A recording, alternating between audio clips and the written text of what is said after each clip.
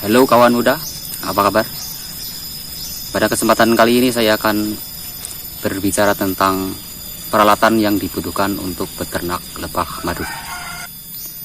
Berbicara tentang madu asli, memang masih banyak keraguan di masyarakat kita atau lingkungan kita. Dan untuk itu diperlukan budidaya sendiri sehingga tahu mana yang asli dan mana yang tidak asli.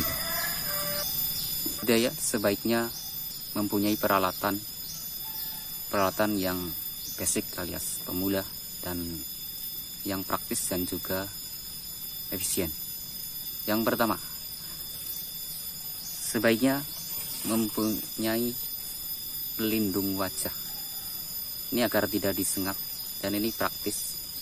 Ini bisa dibeli di toko-toko online yang sudah terkenal. Ini tinggal dipakai di wajah maka aman, karena bagaimanapun juga kalau disengat di bagian area wajah atau kepala ini sangat berbahaya. Jika di area tangan atau kaki mungkin tidak terlalu berbahaya, namun bila disengat di area wajah itu sangat berbahaya karena dekat dengan pernapasan. Apabila ada penyakit semacam pernapasan itu urgensi alias gawat darurat. Untuk itu diperlukan ini. Dirakit juga bisa, tapi yang praktis kan bisa dibeli di online. Harganya murah, sekitar 30 ribuan.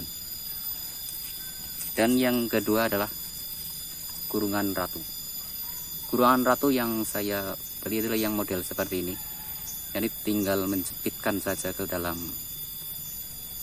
ratunya, jadi tidak harus memegang ratu sehingga ratu aman, tidak cacat dan juga merasa risih kena tangan kita.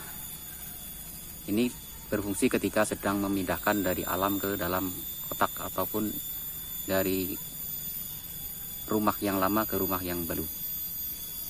Ini juga murah, sekitar 10 ribuan. Dan yang berikutnya adalah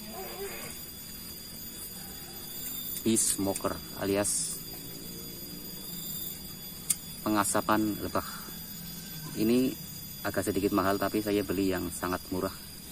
Untuk cara penggunaan yang ini bee smoker sebagai berikut. Untuk menyalakan bee smoker diperlukan bahan-bahan sebagai berikut: sabut kelapa yang sudah disiwir-siwir,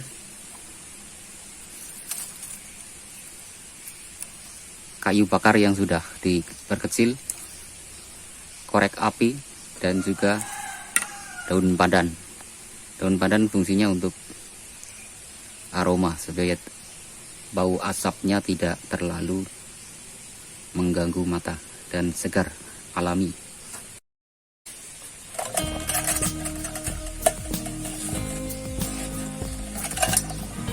Cara pemakaiannya, masukkan dulu beberapa yang sudah disisir, lalu nyalakan dan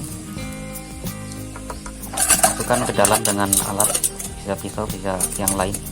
Bila belum, nyalakan kembali dan dipompa supaya anginnya keluar sehingga apinya tidak padam. Pastikan dulu di sini benar-benar tidak padam, baru tambahkan ini daun pandan wangi, bukan pandan yang kayu yang sudah diperkecil. Apapun itu bisa patok kelapa ataupun kayu-kayu yang tidak berbahaya, dan masukkan daun pandan.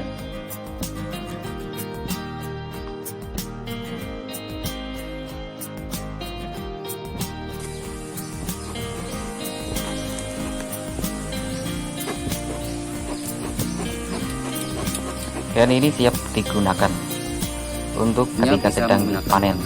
Setelah itu semua biasanya ada masalah lagi ketika sudah di rumah kita. Biasanya itu dalam bentuk kutu yang biasa menyerang lebah. Itu biasanya kutu varroa alias bahasa lokal sini ya kemerki lah kalau yang nggak tahu.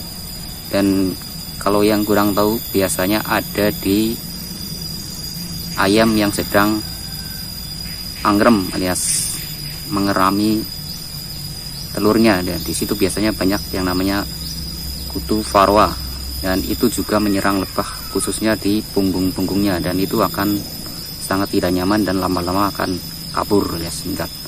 Dan saya membeli yang cukup murah, ini sudah terkenal, Rotras. Ini ada dua versi, ada yang versi mahal yakni menggunakan bahan kaleng, dan saya menggunakan yang akum yang lebih ekonomis tapi fungsinya sama saja. Dan untuk tutorial yang ini nanti ada di video berikutnya juga. Kesimpulannya, untuk bisa sukses di budidaya lebah khususnya apis cerana yang tingkat kesulitannya sangat tinggi, kita harus fokus pada satu bidang, karena ini kesulitannya tingkat dewa alias gampang kabur dan juga bikin kesel.